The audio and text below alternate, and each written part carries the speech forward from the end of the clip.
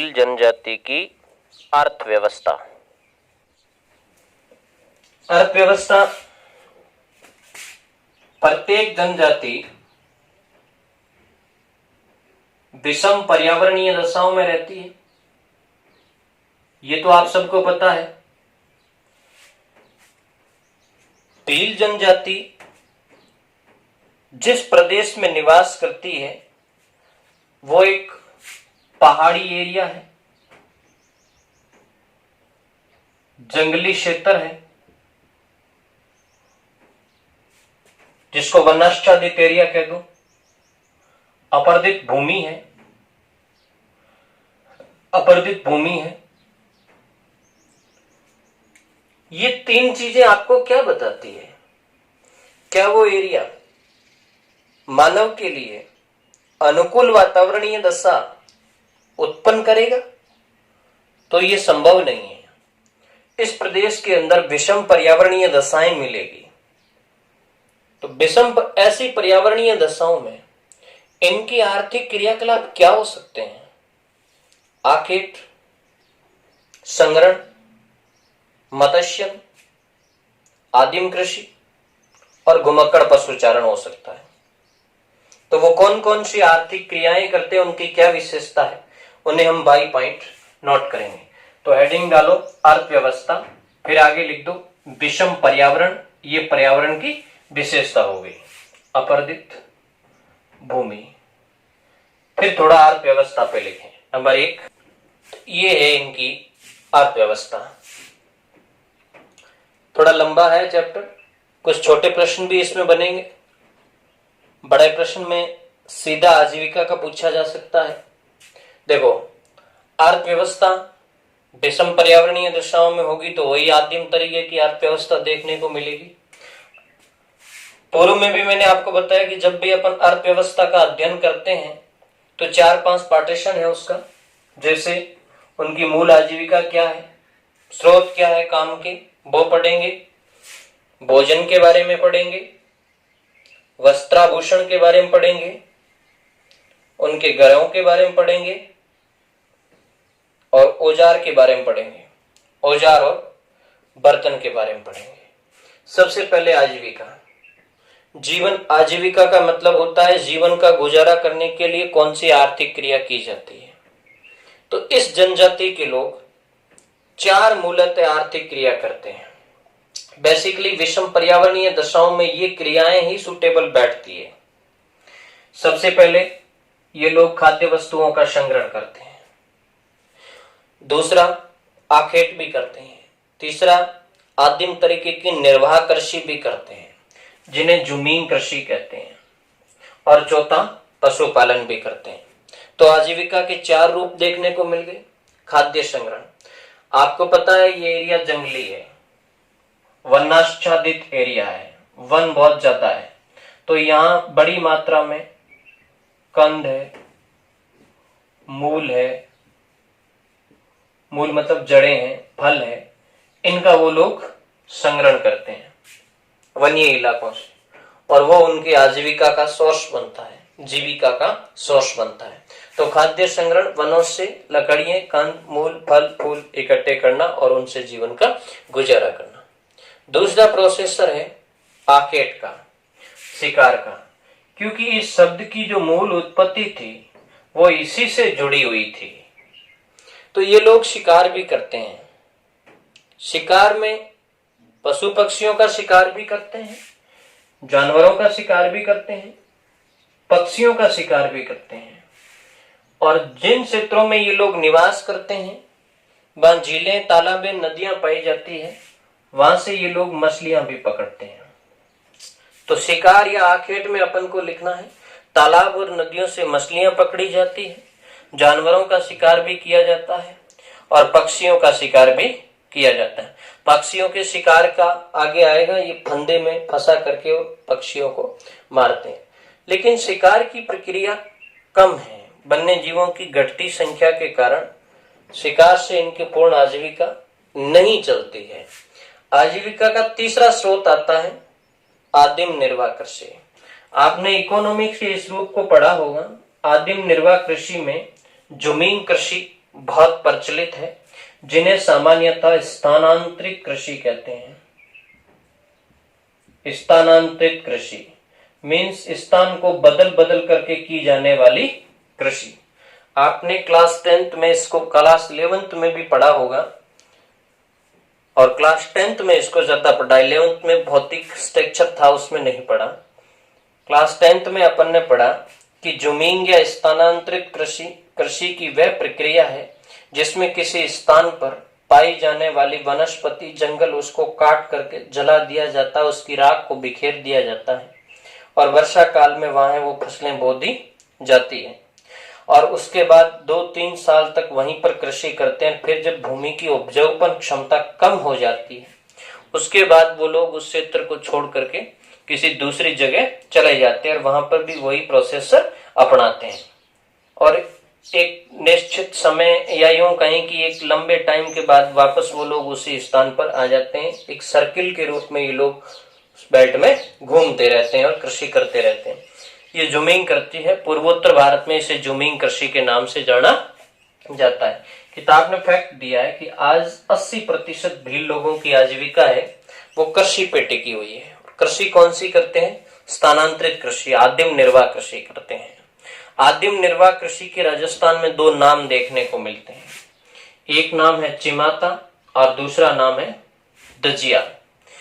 याद रखना, भील लोगों के द्वारा पहाड़ी क्षेत्रों में जो स्थानांतरित कृषि की जाती है या जमीन कृषि की जाती है उन्हें चिमाता कहते हैं। पहाड़ी क्षेत्रों में चिमाता है और मैदानी क्षेत्रों में जो स्थानांतरित कृषि की जाती है उसे दजिया कहते हैं। तो मैदानी क्षेत्रों में दजिया। भील लोग आदिम निर्वाह कृषि करते हैं। 80% भील इसी से गुजारा करते हैं। स्थानांतरित या जमीन कृषि इनकी आजीविका का सोर्स है, जिनके 2 रूप देखने को मिलते हैं। पहाड़ी क्षेत्रों में जो कृषि होती है उन्हें चिमाता कहते हैं और मैदानी क्षेत्रों में जो कृषि होती है उन्हें दजिया कहते हैं। इसके अलावा भील लोग पशुपालन भी करते हैं। पशुओं में मुख्य रूप से भेड़, बकरी, भैंस और कुक्कुट पालन अर्थात मुर्गी पालन भी किया जाता है। तो ये हो गया पशुपालन। तो ये इनकी आजीविका है। खाद्य संग्रहण होता है, आखेट है, आदिम कृषि भी है और पशुपालन है। उसके बाद भील लोगों के भोजन पे आ जाते हैं अपन। इनका सबसे प्रिय और अधिक मात्रा में किया जाने वाला भोजन मक्का है। क्यों है मक्का? क्योंकि ये जिस क्षेत्र के अंदर निवास करते हैं वहां पाई जाने वाली मृदा, फॉर द एग्जाम्पल मालवा की मृदा, राजस्थान की मृदा, जैसे अरावली प्रदेश वगैरह की मृदा, इन क्षेत्रों में मक्का बहुत ज्यादा पैदा होता है। बाकी खाद्यान्न उन क्षेत्रों में कम पैदा होता है। तो मक्का इनका प्रिय भोजन है। चावल का ये भोज भी करते हैं। ये गेहूं विशेष भोजन उत्सवों पर अवसर पर गेहूं की लापसी भी बनाते हैं। ये भी इनके भोजन का एक अंग है। इसके अलावा आटे और सास के मिश्रण से खाद्य एवं वो बनता है भोज्य पदार्थ राबड़ी, वो भी इनका प्रिय भोजन है। कुछ विशेष अवसरों पर ये मांस का भी सेवन करते हैं उत्सव वगैरह पे। तो कुछ भील मांसाहारी भी है और मदिरा के व्यसनी भी है।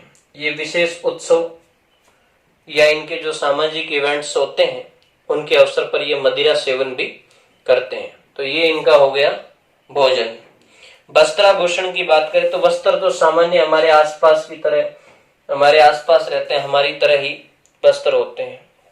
पुरुषों के सामान्य वस्त्रों में धोती, अंगोछा, कुर्ता, महिलाओं के भी सामान्य वस्त्र अपनी तरह होते हैं और आधुनिक वस्त्र जैसे पैंट शर्ट का भी ये लोग इस्तेमाल करते हैं। तो वस्त्र तो सामान्य चीज है।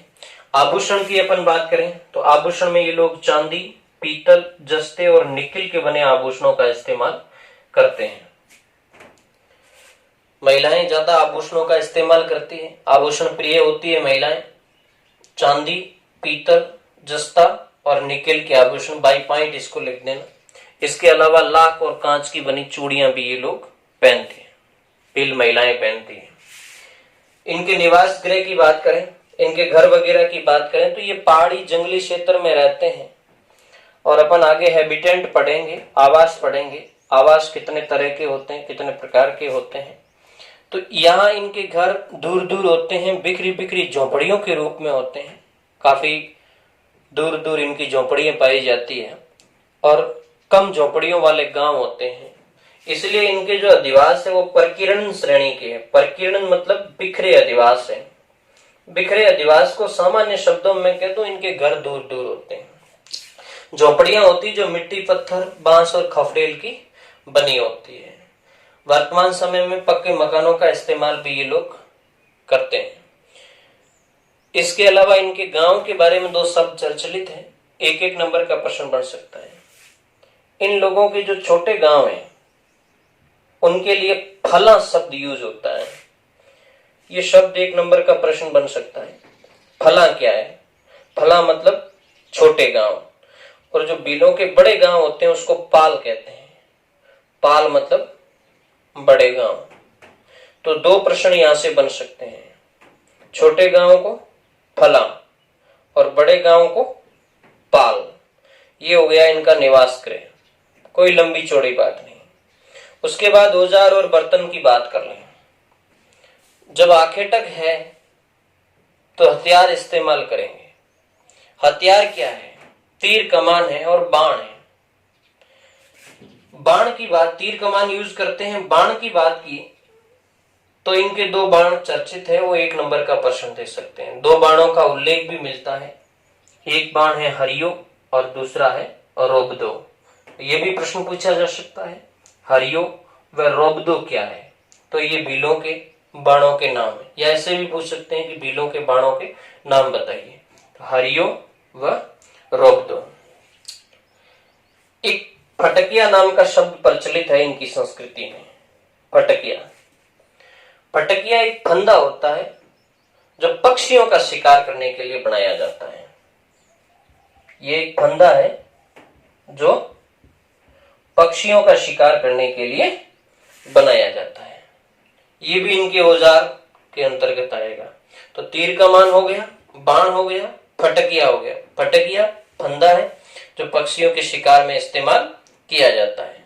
उसके बाद आधुनिक समय में भी लोग हैं वो बंदूकों का इस्तेमाल भी करते हैं वर्तमान समय में। उसके बाद बात आती है बर्तन की।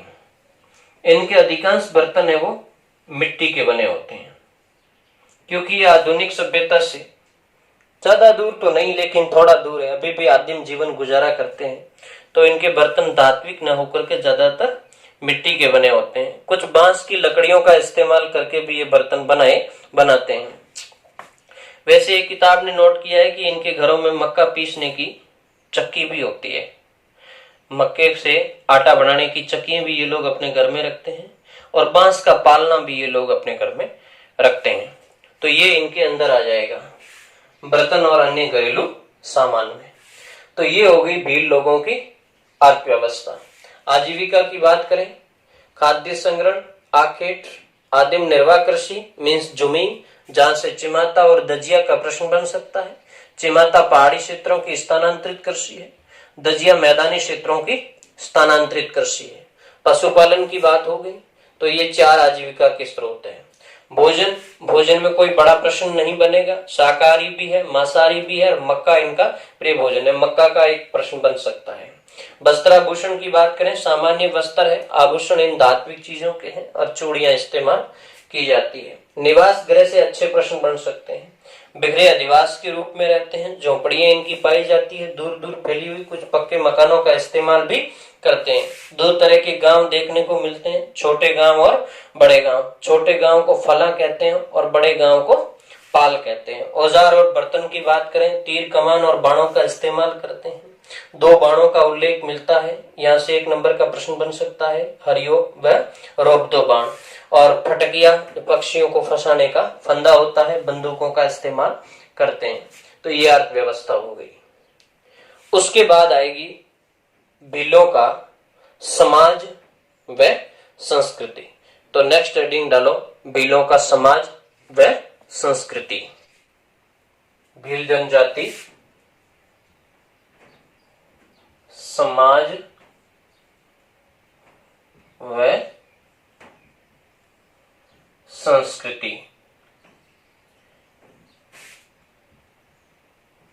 देखो, ये आदिम अर्थव्यवस्था वाले लोग हैं, आदिम सामाजिक जीवन वाले लोग हैं।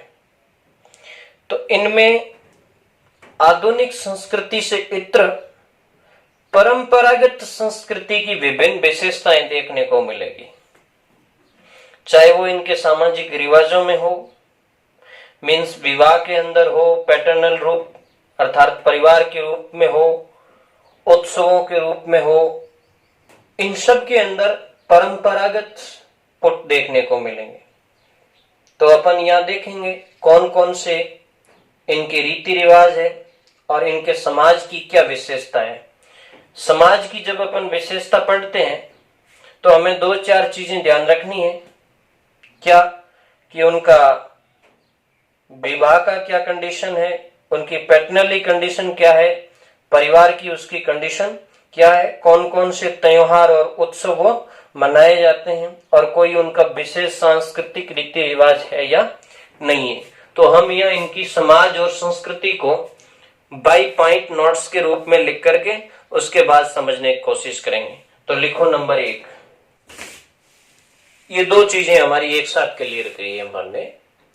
समाज और संस्कृति के बारे में भी यह देखा है, लिखा है, और आधुनिक संस्कृति के संपर्क में आने से क्या बदलाव आ रहा है, ये दोनों चीजें देखी। सबसे पहले अपन इनकी समाज और सांस्कृतिक विशेषताओं पर डिस्कस कर लें। वैसे समाज और संस्कृति की 8 मोटी मोटी विशेषताएं हमने लिखी है, और ये 2 नंबर का प्रश्न बन सकता है, और यहां से एक नंबर के कई प्रश्न हो सकते हैं। तो अपन इन सबको नोट करेंगे। सबसे पहले इनके परिवार पे आ जाते हैं। तो इनका जो पारिवारिक सिस्टम है वो पितृसत्तात्मक है। वैसे जितनी सारी आदिम जनजाति हैं उन सब का जो समाज है वो पितृसत्तात्मक समाज ही है, जिसमें पुरुष की प्रधानता होती है, परिवार का मुखिया पिता या कोई बड़ा पुरुष दादा वगैरह होता है। तो ये पितृसत्तात्मक समूह के रूप में निवास करते हैं और पुरुष प्रधान इनका समाज है। क्लियर हो गए? ये लोग हैं भील जनजाति के लोग, ये अलग अलग कुलों में बंटे हुए हैं। इनके अपने कुल है जो रक्त वंश से जुड़े हुए हैं, और अलग अलग कुलों का अपना अपना गण चिन्ह है, और गण चिन्ह से ही उनका कुल जाना जाता है कि ये किस कुल का अर्थात किस समूह का भील माना जाता है। तो पहली विशेषता पितृसत्तात्मक परिवार हो गया। दूसरी विशेषता ये अलग अलग कुलों में निवास करते हैं, इनके कुलों के अपने अपने गण चिन्ह पाए जाते हैं जिनसे इनके कुलों की पहचान होती है। तो 2 चीजें क्लियर हो गई। तीसरी चीज विवाह की बात कर लें। सामान्य विवाह भी है, गंधर्व विवाह भी है, लेकिन एक चीज इसने बताई कि इस जनजाति में बहुपत्नी प्रथा पाई जाती है। आधुनिक समय में आए बदलाव के कारण इस कुरीति में थोड़ा बदलाव आया है, फिर भी अपन को नोट करना है कि इस जनजाति में बहुपत्नी प्रथा पाई जाती है। प्रत्येक भील पुरुष है वो स्त्री रखता है, ये इनकी विशेषता है। इनमें 2 तरीके के विवाह प्रचलित हैं। सामान्य विवाह भी होते हैं और गंधर्व विवाह भी होते हैं। गंधर्व विवाह जिन्हें संस्कृति या सांस्कृतिक ज्योग्राफी में अपहरण विवाह भी कहते हैं। तो ये दोनों विवाह इसमें प्रचलित है, समाज उनको मान्यता देता है। बहुपत्नी प्रथा तीसरी विशेषता हो गई। विवाह के 2 रूप देखने को मिलते हैं, गंधर्व विवाह जिसे राक्षसी या अपहरण विवाह भी कहते हैं, और सामान्य विवाह की भी पाई जाती है विशेषता। सामान्य विवाह में नॉर्मल उसका संबंध तय होता है, वर पक्ष और वधू पक्ष की सहमति से विवाह किया जाता है, ये सामान्य विवाह होता है। सामान्य विवाह के 2 रूप हमारी किताब ने दिए हैं। एक है दापा प्रथा। दापा प्रथा में जब वर पक्ष और वधू पक्ष दोनों सहमत हो जाते हैं तो वर पक्ष के द्वारा वधू पक्ष को जो कन्या मूल्य दिया जाता है वो कन्या मूल्य दापा कहलाता है। ये सामान्य विवाह में होता है। जब वर पक्ष और वधू पक्ष दोनों सहमति से विवाह करते हैं उस समय वधू पक्ष द्वारा कन्या का मूल्य लिया जाता है, और ये मूल्य कौन चुकाता है? वर पक्ष चुकाता है। इसलिए दापा का मतलब होता है भील जनजाति में वर पक्ष द्वारा वधु पक्ष को दिया जाने वाला कन्या मूल्य, ये दापा है। इनके अंदर विवाह की एक प्रथा गोल गाधेड़ो भी पाई जाती है। और ये प्रश्न कई बार पूछा भी गया बोर्ड एग्जाम में कि गोल गाधेड़ो क्या है। गोल गाधेड़ो भीलों में विवाह की एक प्रथा होती है जिसमें एक विशेष उत्सव आयोजन किया जाता है और उस उत्सव पर कोई भील पुरुष यदि अपनी शूरवीरता दिखाता है तो उन्हें अधिकार है कि वो किसी भी युवती के साथ विवाह कर सकता है। तो भील पुरुष द्वारा विशेष उत्सव पर शूरवीरता दिखा करके युवती चुनने का अधिकार प्राप्त किया जाता है। ये प्रथा गोल गाधेड़ो प्रथा कहलाती है। फिर इसकी समाज और संस्कृति की विशेषता में ये लोग प्रकृति पूजक होते हैं, नाग देवता को अपना पूज्य देवता मानते हैं और कृषि उपकरणों की ये लोग पूजा करते हैं, क्योंकि 80% इनकी जो आबादी है वो कृषि पर आश्रित है, इसलिए ये लोग कृषि उपकरणों को पूजते हैं। इनका मुख्य देवता नाग देवता है, प्रकृति पूजक होते हैं। ये लोग अंधविश्वासी भी है, भूत प्रेत में विश्वास करते हैं, जादू टोनों में ये लोग विश्वास करते हैं। तो अंधविश्वासी भी इनकी एक विशेषता होगी। इनके यदि अपन पर्व की बात करें, त्योहार की बात करें, तो होली और दीपावली इनका महत्वपूर्ण त्योहार है। तो होली और दीपावली इनके महत्वपूर्ण त्योहार है। इनके दो नृत्य भी प्रसिद्ध है, घूमर और गेर। तो नृत्यों का प्रश्न भी आ सकता है, पर्व का आ सकता है। पर्व का आए तो होली और दीपावली इनका मुख्य पर्व है। नृत्य का प्रश्न आए तो घूमर और गेर इनके प्रसिद्ध नृत्य है। इसके अलावा इन्हीं पर्व और इनसे जुड़ी हुई एक विशेषता है कि बेणेश्वर मेला इनका पवित्र मेला माना जाता है। आपको पता होगा जनवरी और फरवरी माह में डूंगरपुर जिले में, कौन से जिले में? डूंगरपुर जिले में त्रिवेणी है। डूंगरपुर जिले में 3 नदियों का संगम है, सोम, माही और जाखम। ये तीनों नदियां बेणेश्वर नामक स्थान पर डूंगरपुर जिले में मिलती है। और इस स्थान पर जनवरी और फरवरी माह में भीलों का एक प्रसिद्ध मेला भरता है, आदिवासियों का मेला है इसमें, तो वो बेणेश्वर मेला कहलाता है। और वहां शिव की आराधना की जाती है इस मेले में। और रात्रि के टाइम में लक्ष्मी नारायण मंदिर में रास लीला भी की जाती है। और ये लोग अग्नि नृत्य भी करते हैं, अग्नि के चारों ओर नृत्य भी करते हैं। इसके अलावा आपातकाल का ये लोग संकेत ढोल बजा करके देते हैं। यदि क्षेत्र के अंदर कोई आपात स्थिति, जैसे आग की हो गई, बाढ़ की हो गई, कोई वन्य जीव द्वारा आक्रमण हो गया, तो ऐसी स्थिति का ये सिंबल है, वो ढोल बजा करके देते हैं। इसके अलावा 1 नंबर का प्रश्न ये बन सकता है कि भीलों का जो युद्ध घोष है, जिसको रण घोष कहते हैं, वो है फायरे फायरे। ये प्रश्न भी कई बार पूछा गया है कि फायरे फायरे क्या है। फायरे फायरे भीलों का रण घोष है, 1 नंबर का प्रश्न बन सकता है। आपातकाल का संकेत कैसे देते हैं? ढोल बजा करके देते हैं, तो ये भी छोटा प्रश्न बन सकता है। उसके बाद 2 शब्द आए हैं यहाँ, एक आया है गमेती और एक आया है बोलावा। गमेती एक आदमी है और बोलावा भी एक पुरुष है। गमेती उस पुरुष को कहते हैं जो पाल का मुखिया होता है। पाल भीलों के बड़े गांव थे, अपन ने पहले भी देखे थे। पाल भीलों के बड़े गांव थे और इन भीलों के बड़े गांव मींस पाल का जो मुखिया होता है वो गमेती कहलाता है। 1 नंबर का प्रश्न बन सकता है। गमेती क्या है? पाल का मुखिया। उसके बाद दूसरा आएगा बोलावा। बोलावा भीलों का मार्गदर्शक है, जिसको अपन गुरु भी कह सकते हैं, संत।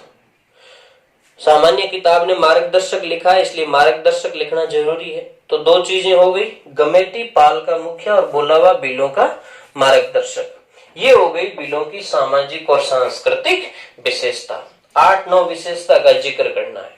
नॉर्मली देख लो, पितृसत्तात्मक समाज है, अलग अलग कुल है जिनका अपना गण चिन्ह है, बहुपत्नी प्रथा पाई जाती है, गंधर्व विवाह है, सामान्य विवाह पाया जाता है, कन्या का मूल्य लिया जाता है जिन्हें दापा कहते हैं, सूरवीरता से युवती चुनने का अधिकार प्राप्त किया जाता है जिसे गोलगाडेड़ो प्रथा कहते हैं, प्रकृति पूजक है, कृषि उपकरण को पूजते हैं, नाग देवता को अपना प्रिय देवता मानते हैं, अंधविश्वासी है, होली और दीपावली इनका महत्वपूर्ण पर्व है, घूमर और गेर इनका महत्वपूर्ण नृत्य है, डूंगरपुर में सोममाई और जाखम नदियों के संगम पर जनवरी और फरवरी माह में बढ़ने वाला बेणेश्वर मेला इनका पवित्र मेला माना जाता है, जहाँ शिव की आराधना की जाती है, भगवान लक्ष्मी नारायण मंदिर में रासलीला भी की जाती है। इसके अलावा आपातकाल में ढोल बजाकर संकेत देते हैं। इनका जो रण घोष है वो फाइरे फाइरे नाम से जाना जाता है। इनके पाल का जो मुखिया होता है जिन्हें गमेती कहते हैं, और इनका जो मार्गदर्शक होता है उन्हें बोलावा कहते हैं। तो ये हो गई सामाजिक और सांस्कृतिक विशेषता। उसके बाद आधुनिक संस्कृति से संपर्क। तो वैसे जहां तक जनजातियों का प्रश्न है, मीणा जनजाति के बाद ये जो जनजाति है ये सबसे ज्यादा आधुनिक परिवर्तन वाली जनजाति है। वैसे भारत की ये तीसरी बड़ी जनजाति है। संथाल और गोंड के बाद इसका तीसरा नंबर लगता है। पहला नंबर संथालों का लगता है और दूसरा नंबर गोड़ों का लगता है और तीसरा नंबर भीलों का लगता है। संथाल, गोड़ और भील संख्या के हिसाब से, पॉपुलेशन के हिसाब से। तो इनमें भी अच्छा खासा बदलाव आया है। क्या बदलाव आया है? तो बदलाव को हमने 3 रूपों में लिखा है। जैसे इंडिया के अंदर ज्यादा इतना कोई विषम जंगल या बड़ा एरिया नहीं है, जगह जगह शहर भी पाए जाते हैं।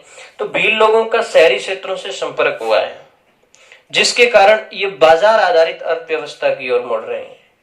मतलब मजदूरी की तरफ ये जा रहे हैं लोग, क्योंकि अब जंगलों में आखेट और जमीन कृषि धीरे धीरे कम होती जा रही है। तो इनका जो पहला बदलाव है वो शहरी लोगों से संपर्क के कारण या शहरी संपर्क के कारण बाजार आधारित अर्थव्यवस्था को अपना रहे हैं। ये पहला बदलाव है। दूसरा बदलाव, जब इनका शहरी लोगों से संपर्क हुआ, मतलब आधुनिक सभ्य संस्कृति और समाज के लोगों से संपर्क हुआ, तो इनमें थोड़ा सा परिवर्तन भी आया। इनकी बोलचाल, इनकी परंपरागत भाषा में भी परिवर्तन आया है। इनके रहन सहन, रहने के तरीके, आचार विचार में परिवर्तन आया है और इनके वस्त्रों में भी परिवर्तन आया है। तो बोलचाल, रहन सहन और पहनावे में भी बदलाव आ रहा है। किसकी वजह से? शहरी क्षेत्र में संपर्क की वजह से। भारत सरकार जनजातियों के विकास के लिए प्रयास कर रही है समय समय पर। शिक्षा, चिकित्सा यानी शिक्षा से जुड़ी हुई, स्वास्थ्य से जुड़ी हुई, इंफ्रास्ट्रक्चर, आधारभूत अवसंरचनाओं से जुड़ी हुई कई परियोजनाएं हैं वो इन क्षेत्र में विकसित कर रही है। और सरकार का ये प्रयास रहता है कि इन जनजाति समाज के लोगों को समाज की मुख्य धारा से जोड़ा जाए और देश का हौल विकास किया जाए। तो हमारी सरकारों ने इन क्षेत्रों में स्कूलें भी खोली हैं, हॉस्पिटल्स भी खोली हैं, सड़कें भी बनाई हैं, रेलें भी निकाली है, इंडस्ट्री भी लगाई है, जिससे इन क्षेत्रों में निवास करने वाले लोगों का विकास हो सके। तो सरकारी प्रयासों से भी परिवर्तन आया है और सरकार इन क्षेत्रों में कुटीर उद्योगों को बढ़ावा दे रही है, जिनसे ये लोग सेल्फ डेवलप कर सके, आत्म विकसित हो सके। तो ये हो गया भील जनजाति, जिसमें इनकी अर्थ और उत्पत्ति, शरीर रचना भी हो गई, निवास क्षेत्र वगैरह हो गया। उसके बाद आर्थिक अर्थव्यवस्था का चैप्टर भी हो गया, समाज संस्कृति और आधुनिक बदलाव का चैप्टर भी हो गया। अब एक जनजाति सेंस है, वो है गौड़ जनजाति। वो नेक्स्ट देखेंगे।